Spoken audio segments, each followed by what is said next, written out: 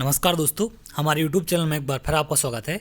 आज मैं आपके लिए आरआरबी एनटीपीसी CB22 का एग्जाम एनालिसिस लेकर आया हूं, जिसमें हम बात करेंगे 13 जून की पहली शिफ्ट में पूछे गए प्रश्नों के बारे में।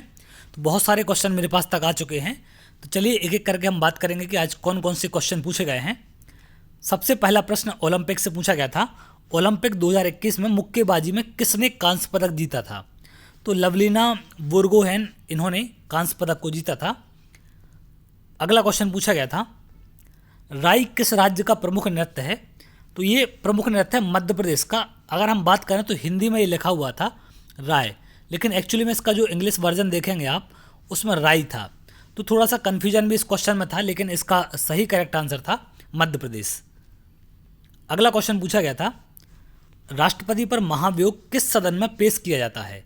तो दोनों सदन में से किसी भी सदन में आप पेश कर सकते हैं, चाहे लोकसभा की बात हो या राज्यसभा। तो यहाँ पर इसको हम दोनों में पेश कर सकते हैं। अगला क्वेश्चन पूछा गया था, संपत्ति का अधिकार को संविधान संशोधन के तहत हटाया गया था। तो किस संविधान संशोधन के तहत इसको हटाया गया था, ये पूछा था। तो इसको हटाया गया था 44वें संविधान संशोधन के तहत 1976 में। तो आगे चल के इसके सन पूछे जाने की संभावना है, तो याद रखना इसको कब हटाया गया था, 1976 में। अगला क्वेश्चन पूछा गया था कंप्यूटर से, MS वर्ड में जो रीडू का ऑप्शन होता है उसके लिए कौन सी शॉर्टकट की उपयोग की जाती है?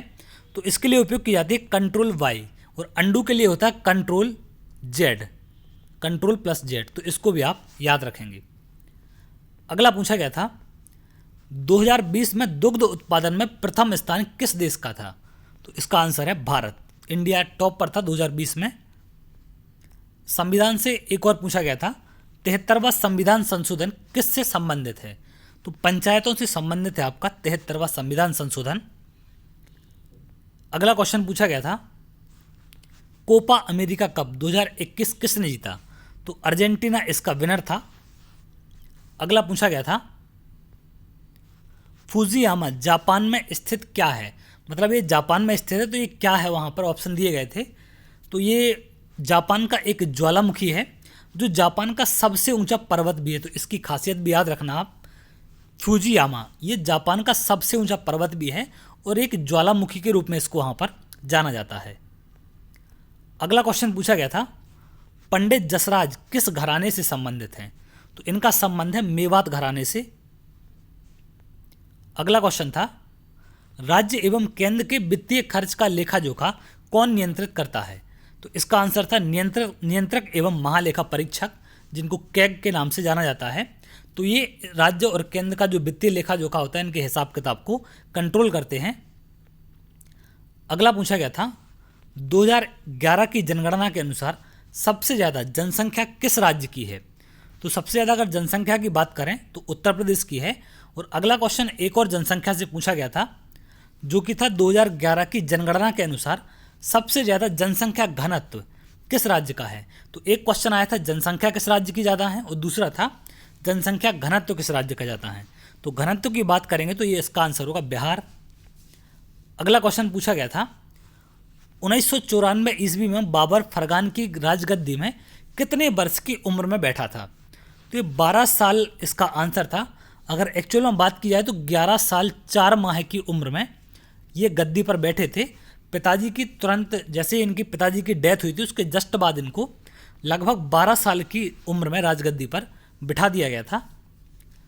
अगला पंचवर्षीय योजना से क्वेश्चन था, दूसरी पंचवर्षीय योजना में GDP वृद्धि का कितना अनुमान रखा गया था? तो 4.5% GDP अनुमान रखा गया था, लेकिन वास्तविक था इसकी थी 4.7%। अगला पूछा गया था, मकर संक्रांति को किस राज्य में पौष संक्रांति के नाम से जाना जाता है? तो तमिलनाडु में मकर संक्रांति को पौष संक्रांति के नाम से जाना जाता है। अगला क्वेश्चन पूछा गया था, माउंट आबू कहाँ स्थित है? इसमें पर्वत पूछा गया था, तो ये अरावली पर्वतमाला में स्थित है। अगर जगह पूछी जाए राज्य, तो इसका आंसर होगा राजस्थान। अगला एक क्वेश्चन फॉर्मूला 1 से संबंधित पूछा गया था। एग्जैक्ट क्वेश्चन रिकॉल नहीं हो पाया यहाँ पर। एक क्वेश्चन और था, चट्टानों की मिट्टी कटकर नीचे जमा होती है तो उसको क्या कहते हैं? एक क्वेश्चन ऐसा कुछ पूछा गया था। और एक और क्वेश्चन पूछा गया था आज, कालिदास की एक पुस्तक थी, उसको बताना था कि उस बुक किस कहानी से संबंधित पुस्तक है। तो ये सारे क्वेश्चन कुछ जो आज के पेपर में पूछे गए हैं, बहुत सारे क्वेश्चन हैं जो मुझे मिल पाए हैं, तो उनका एनालिसिस मैं आप तक लेके आया।